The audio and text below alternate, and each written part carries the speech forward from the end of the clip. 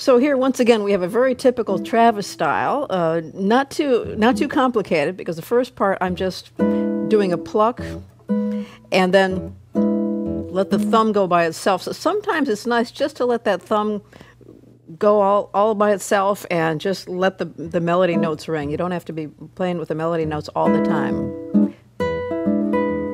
And then we've got just 3 arpeggios, 1, 2, 3, 1, 2, 3, ring, middle, index. And the timing of that, very typical timing, 1, 2, 3, 1 bass, 2, 3. And then on that 3 we pluck together the 2 middle strings.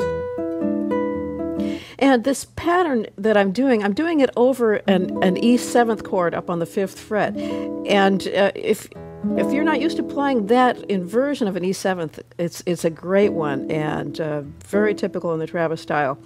It comes out of, you can think of it, let's move it down to first position so we can analyze it. Okay, so we've got it down here.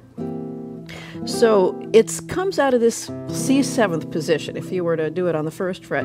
So you're used to that C 7th right there. Now in the C 7th chord, you're also allowed to play this note in there. That G belongs in the chord, but you kind of don't have enough fingers. You could play it if you had all those. But you're used to playing, if you take a B 7th chord and slide it up 1 fret, that's part of that same figure. And if you had one more finger, you'd put it there, right there, in that spot. So this is just the top part of that same chord shape. So the exact same chord shape is used to make the C 7th shape, the B 7th shape, and this. So they're just different selections of those 5 notes played with 4 fingers. So when we slide that up, C, C sharp, D, D sharp, E. There's our E. And nice thing about this, we get this nice 6th string open. So it's a great inversion of that E 7th chord.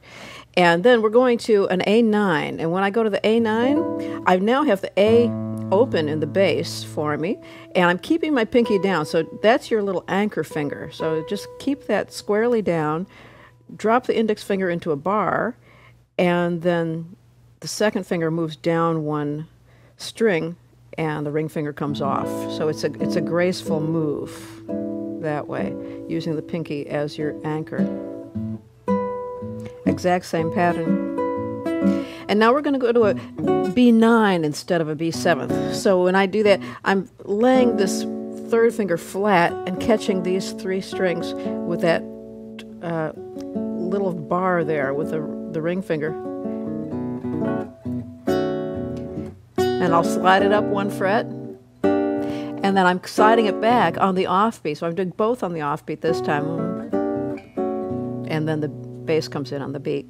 And then after the E, it's time for any kind of a turnaround you want to do. To make it simple, I just took that E shape and I just slid it up 4 frets.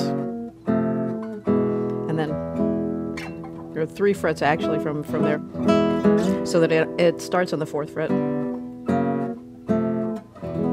And it makes a very simple turnaround. Now, you don't have to do much at all to get a cool sound.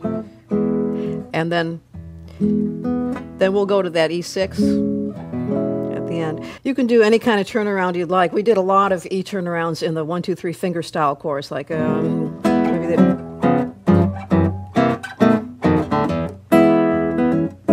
So have a little fun with that.